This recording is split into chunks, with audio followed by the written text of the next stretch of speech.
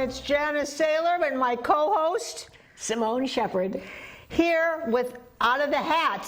But this morning, this afternoon, or whenever you see this, Mike, cut that part out. Today, while we're here, we're not going to do Out of the Hat. We're bringing everything out of the hat, throwing the hat away, and we're going to show you all the beautiful pictures and things that she makes out of the hat. when I'm not playing with the hat. When she's not playing with the hat. So we're going to start off by just letting you see the beautiful work that she does. Please show them that first one. That was magnificent. Oh, you don't want to show that first? Okay, show whatever you want. Don't even pay attention to me. That's okay. We can start at the back if you want to. Start anywhere you want. Most people in the village by this point probably know that I press flowers, and I've been doing it for a long time. So I'm going to go way back and show you the first flower that I ever pressed. It is a pansy, and it's covered in contact paper, clear contact paper. What is that? What kind of flower? It's a pansy. Oh. I know it looks a little faded. No, but that... the date on here is 5/31/78. Wow. I don't even have a husband that long.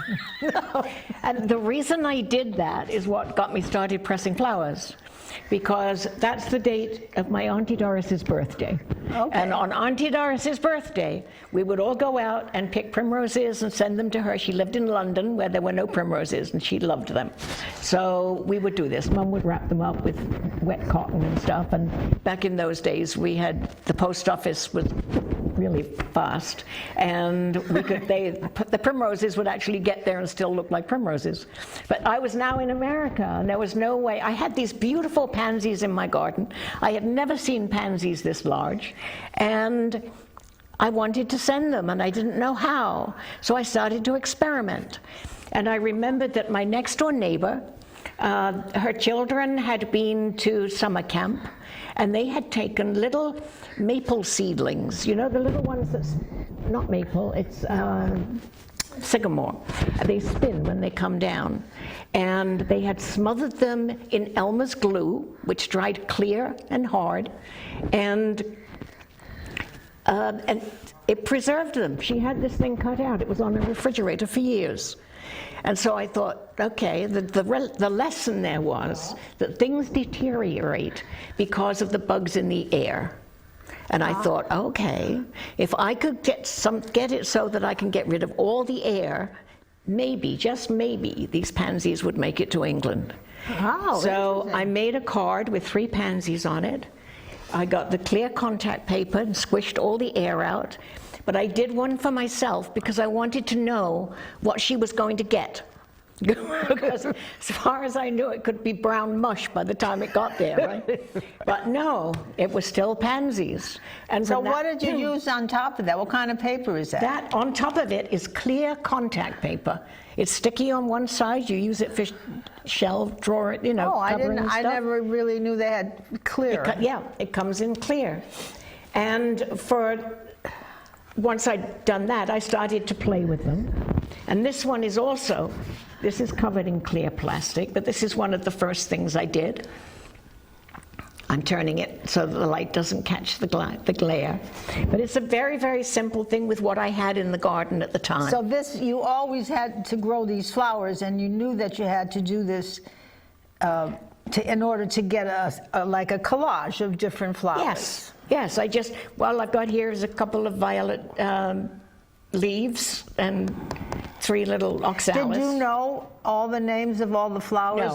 No, not back then. No. So how did you start? How did you learn them? Just by doing it? By doing it and buying them and buying seeds and stuff. But I very soon found that the contact, I mean, it's not easy because it creates static. So the flowers jump up to meet it. I had several disasters, but there are no failures. I don't believe in failures because with every failure you learn something. And that's for sure. So I started, what is that? That's for sure. Or you don't. Or you don't, yes. Or you just, if anything else, you learn not to do that again. Right. So I started to play around with how to dry them without the contact paper. To actually dry them first and then glue them. And But how do you dry them? What do you mean you dry them? I dry them, I go press to the garden. I press them. Oh, okay. I used to use a little press with the screws.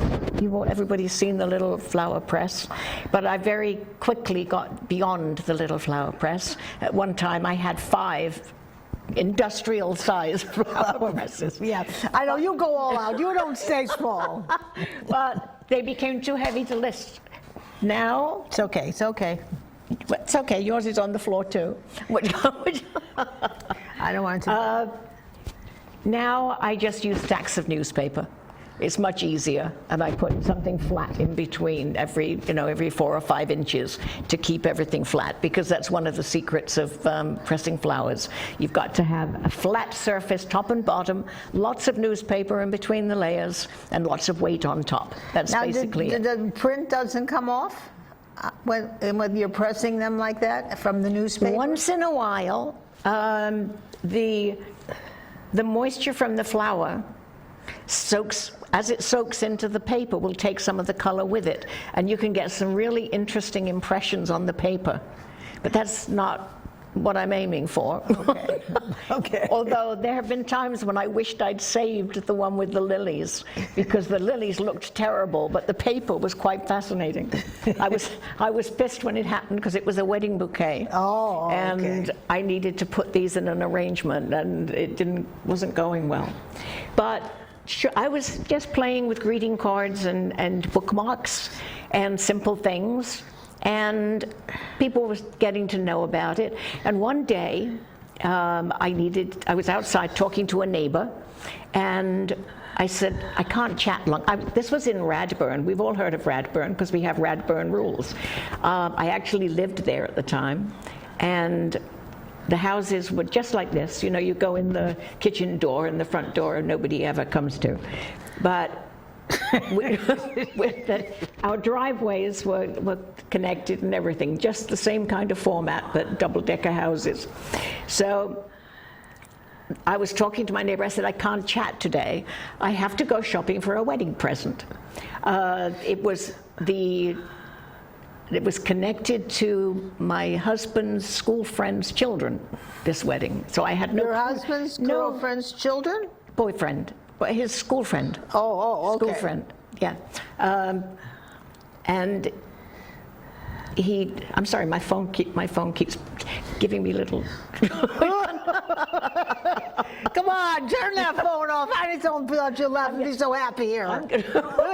Yes, I had put it on mute, but I'm actually going to turn it off. Don't interrupt. I'm sorry, our whoever show. you are, I'm very sorry, but I can't have you shaking me up. Okay, just very distracting. I know. So anyway, we were talking. I said, I need to go get a wedding present. I have no idea what to get these people, because I have no clue. I've never met them. I don't know anything about them. So she said, well, you have your flowers. I said, yes. She said, well, she had seen a wedding invitation framed with quilling. You know the stuff when they curl up paper? Yes, and yes. flowers and stuff? She had seen that in a frame. They had given it to someone as a gift. And she said, you could do that with your flowers. I said, really? You give them back their invitation as a gift? What is that? She said, yes, it would be beautiful. It would make a wonderful keepsake. So, Right. And I thought, you know what? I'll give it a try. If I don't like it, I can still go out and buy a toaster. So I did, and it came out beautiful. It was lovely. And it just so happens that yesterday, that couple celebrated their 45th wedding anniversary. Wow, 45 years. 45 years ago, that was. With one person. Yeah. Yes. Well, my sister just celebrated her 60th wedding anniversary, and that I God just bless her. cannot imagine. Every woman I know is shaking their head now. But that started something, because it just so happened that a few weeks later, I had shown it to my neighbor before I sent it, and a few weeks later she got invited to a wedding, and she brought the invitation down and said, "Would you do for me what you do for those people?" So she said, "I'll pay you," and I thought, "Oh, I can do that." Yes. So I did, and it actually took off. Like, Now it was like they're like rolled up? no, I didn't roll up. Oh, so I it did was- it with my flowers. Okay. And Do you have something to show that? I do. This is an older one. Let's turn it so you get the light here. Yeah, it's hard to get it. You can't really see because that's... Here we go. That's better. You can It's see an the- invitation yeah. in the middle, and there are flowers, Yeah, and it's in a frame. I should have brought a brighter one. they're really beautiful. And they last Yeah, forever. and they last forever. I mean, they may lose some of their color, but they last forever. So That is these, really pretty. I have done thousands of them. They are all over the world. This is a record, because a few weeks later, somebody sent me an invitation that looked very familiar, and I thought, as beautiful as these are, nobody needs two. So I had to make a couple of phone calls and check and make sure it wasn't the same wedding. And because of that, and I didn't want to go through that again, I started writing down just the last names and the date, and just so I could refer back to it if that came up again. And this is a record of all the invitations that I've framed. I want you to notice this.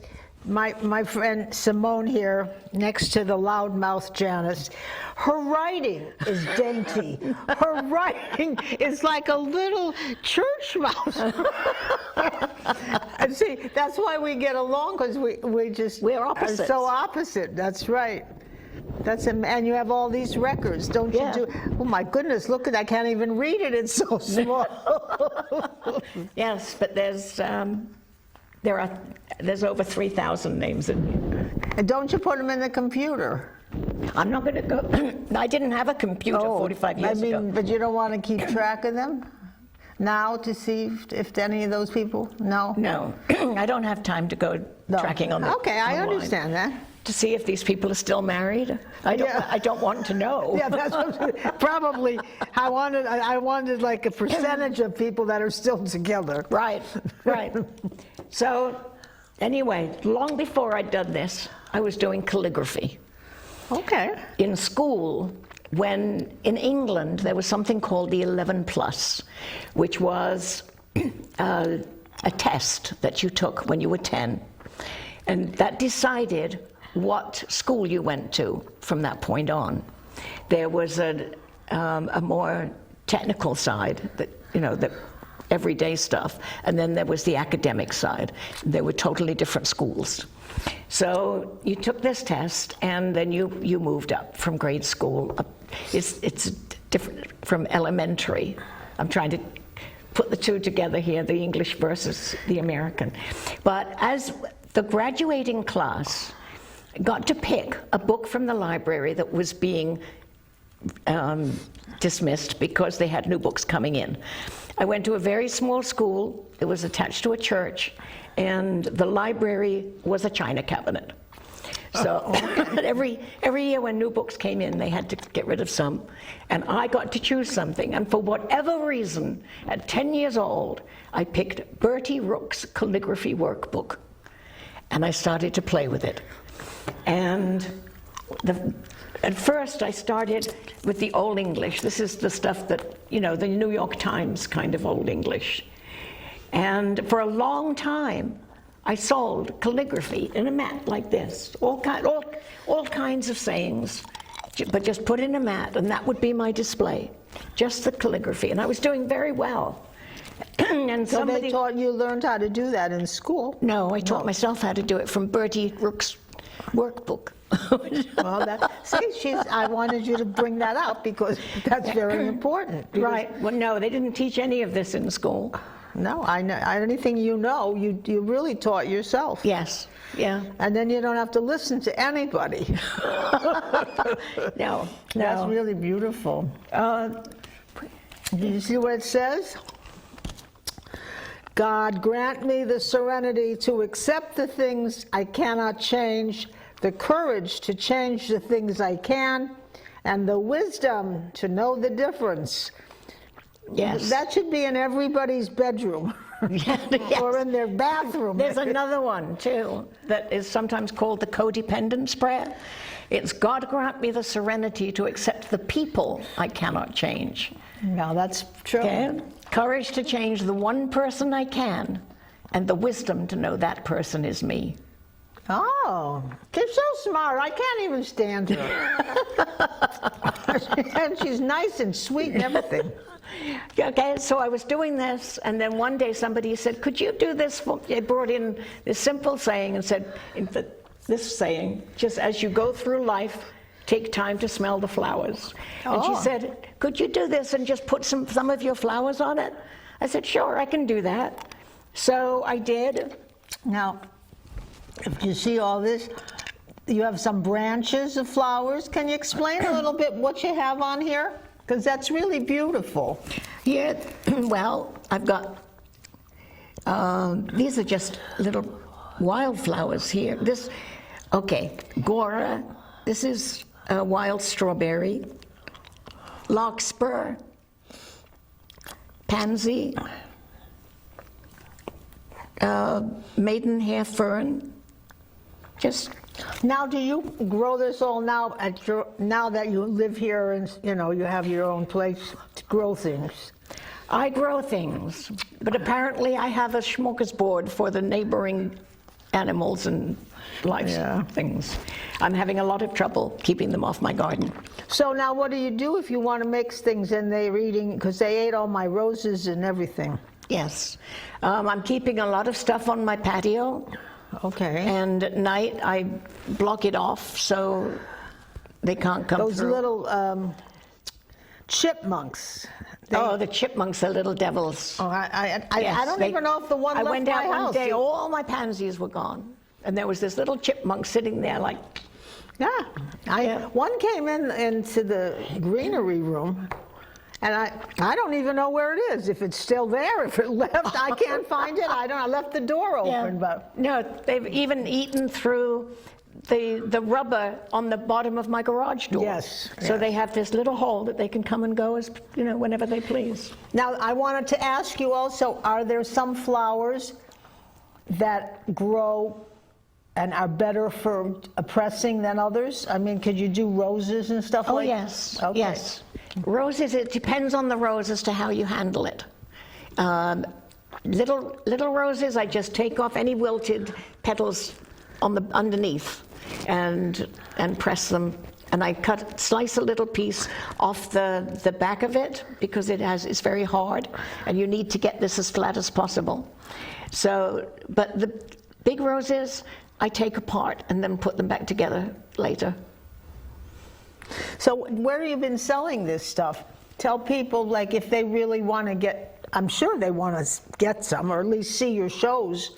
Where do they go? I do most of the shows that are here, but I belong to the Artist Guild down in Island Heights, the Toms River Artist Community, which is known as TRAC, that's down on 40th and Washington, down in Toms River. Down there, okay. But I also picked up a wholesale customer for the prints at ING Nursery. She just opened a flowery kind of gift shop. Did you have anyone? They can go online. I have an Etsy shop, Simone's Garden. Simone's what? Garden. Simone's Garden. That's because I'm deaf. She's talking up. Simone. Yes. Oh, I forgot what I wanted to ask you. They can go to your Etsy shop. If they request certain flowers, or do you suggest to them? I know I have a couple of yours on the wall, and one says breathe. That was the first thing you gave me, breathe. Yes. You needed that. Still do. But I mean, you have some other ones. What do you think makes the most beautiful? Because I see these have red in them, and those they're kind of muted, Yes, the color. this one is muted, this one. Because the next step was, I had a gift shop in Fairlawn by this time. I'm going to hold these up and see the difference. Can you see the difference? Yes. Oh, well, Yeah, the difference was one was upside down. but can you see the difference that one is more muted and one is brighter? They're really beautiful. Yeah. And these are prints. What you're looking at is a print. Well, you didn't have to tell them. But they can buy, that was the next thing, they can get prints from you that are cheaper or no? Okay, if I already have a print, yes, it's cheaper. But I cannot make a print without an original. Oh, so that's if they right. want, excuse me, if they want a print, I have to make an original first, which, Yeah. yes. But these are really beautiful. But then one day when the store, somebody came in and asked, I didn't have anything that was appropriate. And I said, well, sit. I had this big table because I did a lot of wedding stuff, and I had 18 catalogs for people to choose their wedding invitation from. But I said, come and sit down and tell me what the situation is. And I believe it was a medical issue that this doctor had been particularly wonderful, and she wanted to do something to thank him. And I said, okay, well, give me a few days and let me see what I can come up with. And I went through, I have a couple of quotation books from, the year dot, and I couldn't find what I was looking for, so I said, okay. And I wrote something, and this is what I wrote. That once in a while, someone we meet does something so wonderful that you don't know how to thank them. Words don't seem enough. Nothing we could say is going to tell them how much we appreciate what they've done. You are one of these special people, and people like you make a difference in this world. Thank you for all your kindness. It will never be forgotten. Well, see, now that's so personalized, and I think that they would be thrilled to get something especially like a doctor. Right. Or a close friend. Well, yeah, a close friend too. Yeah. All right, what else you got there? Okay, so this is just another poem I wrote. I think we need to move forward because we're going. Okay, so the next This thing. is another brighter one. Yes. But then, back in 2010, was it? Let me look at the date on here. Oh, this one is from 15, but it was 2010. I came up with this. I was doing so many of the invitations that I didn't have time to do anything else. And a lot of people were saying, well, it's too expensive. I don't want to pay that much. So I had now gotten the laser technology had come in and was giving me these beautiful prints. So I came up with a printed version. And this is not flowers? Nope. Well, what are those things there? Well, what I did. No, that's beautiful. Yeah, I did the design on a flat piece of paper, and then with an X-Acto knife, I cut around the flowers in the corner. So you take out, this is just my insert telling you to do that. And then you take this out and you can put in any photograph or invitation or a greeting card or whatever you want to put in the frame. Because it does two things. First of all, it makes it beautiful. Secondly, it doesn't matter what size this is. Because I've cut the flowers so that it'll take a wide variety of sizes. Okay. And you don't need to custom frame it. You don't need a custom mat. This will take all sizes. It comes in, Listen, in between small ones and big ones. In between you making it, did you ever think of teaching a class? Oh, I've taught lots of classes. Would you? I still teach classes. I've got one coming up in Toms River in the fall. Well, advertise it, not this, you don't have to do it this minute, but tell people where it is they might like to come and take these classes. I try to do that, but when the last time I was doing something in Toms River, I put it on Facebook, and they took it down and I think it was because it wasn't in the village. It wasn't a village event. So I'll have to work on that. Okay. Yeah. But no, these work for a wedding picture or whatever you want to put in there.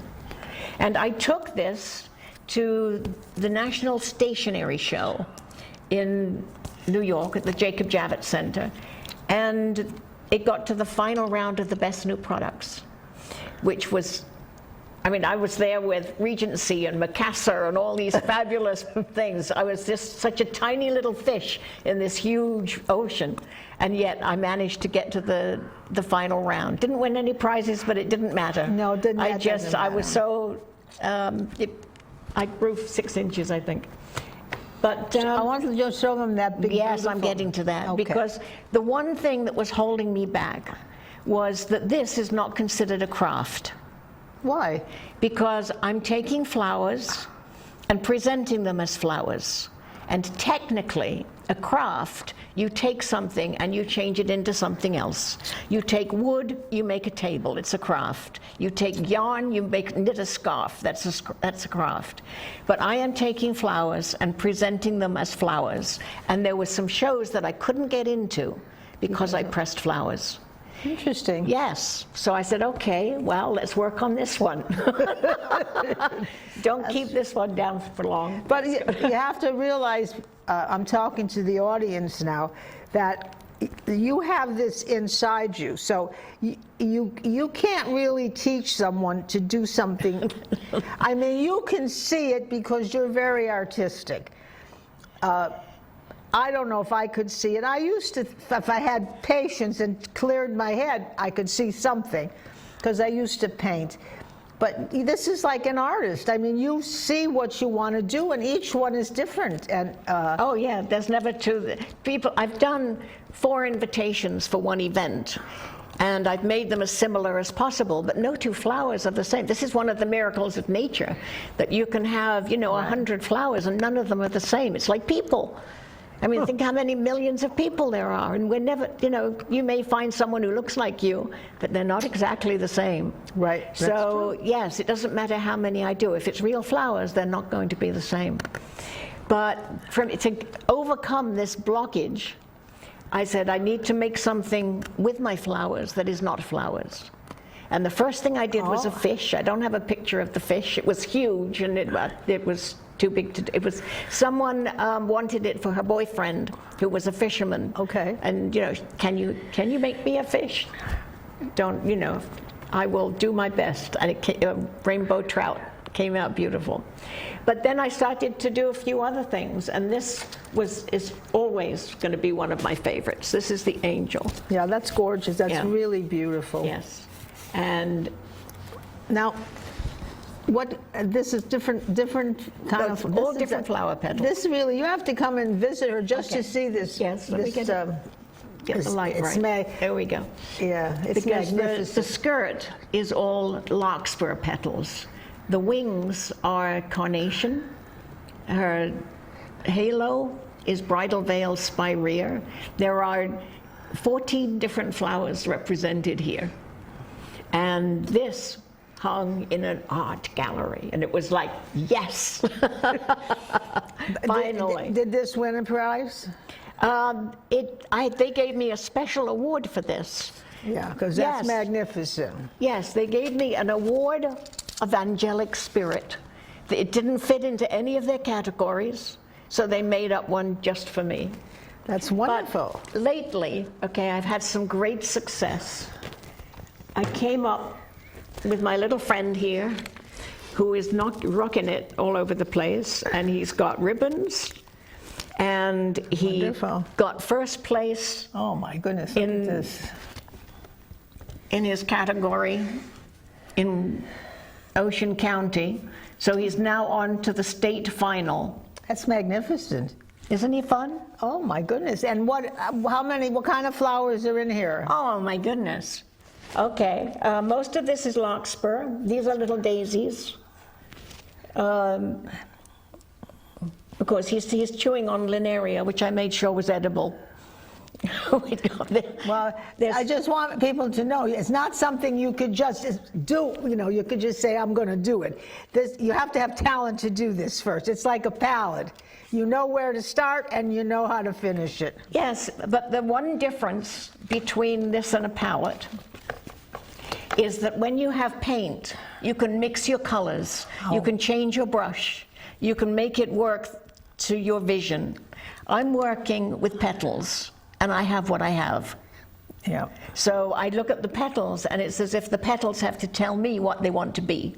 Well, they sure told you here, because this one is magnificent. It really is beautiful. His name is Mr. Scruffles. Mr. Scruffles? Yes, because I just was going to make a scruffy-looking dog. Mr. Scruffles, look at this. Is that gorgeous or what? Well, I guess we've sort of used up most of our time, but where can they, well, they can always get in touch with you. They can always get in touch with me. I'm in the book. She's in the book, people. And this is really beautiful. Some of these, if you want to just go visit her just to see what she has sometimes, can they come and call you and see? Yes, if I... Because you never really know what you need until you maybe see some of these things. Right. So I'm making a sales call now. Thank you. Let's go. But really, I've never seen anything like any of this. But I guess that's our time up for today, kid. So you see, when she got out of the hat, look what came out of the hat. What came out of the hat This today. came out of the hat. And we will come back and have the hat in the fall when it's a little cooler and we can move a little quicker. Yes. So I just want to say thank you for watching KLVW-TV. I'm Janice Saylor. And I'm Simona Shepherd. And I don't really have talent, so I'm just talk. Have a wonderful day. Bye-bye, everyone. Goodbye.